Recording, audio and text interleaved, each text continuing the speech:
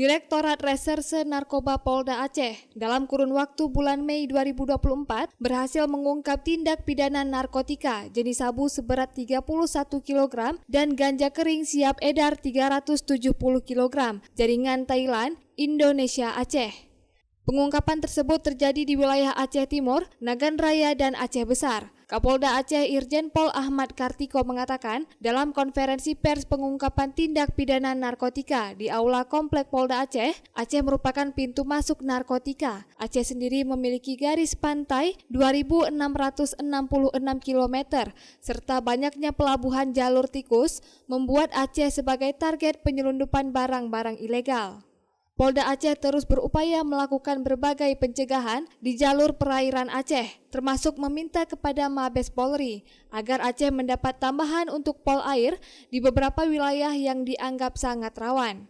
Kita tahu garis pantai kita tadi 2.666 km dan sangat terbuka. Laut lepas, kita juga punya pelabuhan-pelabuhan tikus dan juga banyak sekarang nelayan-nelayan kita yang tergiur untuk menjemput narkotika di laut. Nah, ini perlu kita edukasi bersama-sama dengan pemerintah daerah, Dinas Kelautan, dan kita juga sudah berkomunikasi dengan Panglima Laut melalui Direktorat Polair untuk mengedukasi masyarakat jangan sampai kita dijadikan tempat untuk masukin narkoba. Ya, kita juga sudah meminta kepada Mabes Polri, kemarin ada peningkatan beberapa wilayah kita akan kita naikkan memiliki pol air. Karena pol air kita juga terbatas, hanya beberapa Polres yang ada pol airnya. Jadi nanti ada beberapa Polres yang akan kita tambah pol airnya, tentunya akan didukung oleh sarana-prasarana seperti kapal-kapal kecil yang bisa memantau jalur-jalur tikus itu. Pol air kemarin sudah disurvei oleh tim dari Mabes Polri di wilayah Tamiang ya. Di wilayah Tamiang, kemudian di wilayah mana kemarin? Aceh Besar, dan juga nanti di Nagan Raya juga ada.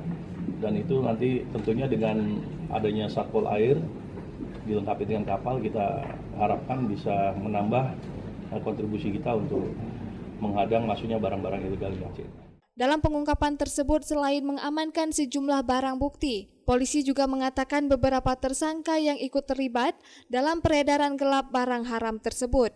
Dari Banda Aceh, Lala Nurmala melaporkan untuk Puja TV Aceh.